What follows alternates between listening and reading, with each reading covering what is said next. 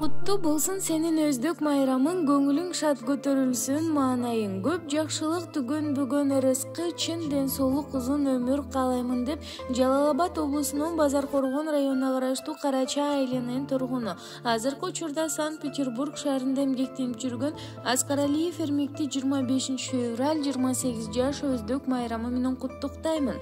Акылың айды чапчыган, күлгөнүң күндөй жаркыган, ак жолуң ачык ул болгон, атагың чыккан калкыңдан, кыргыздан урматталган улуу болгон, бакытың бийик учурган. Пайдаланып мен сени куттуктаймын учурдан. Ардактуу уулум Эрмек, сага бар жакшылыктарды каалоо менен биргеликте жашоонун булагы деп эсептелген чын ден соолук, узак өмүр, мол ырыскы каалаймын. Кызым экөөңөр бактылуу өмүр сүрүп, кызыңар Айперинин жакшылыктарын тең көргүлө деп апаңар Гүлжан куттуктайт.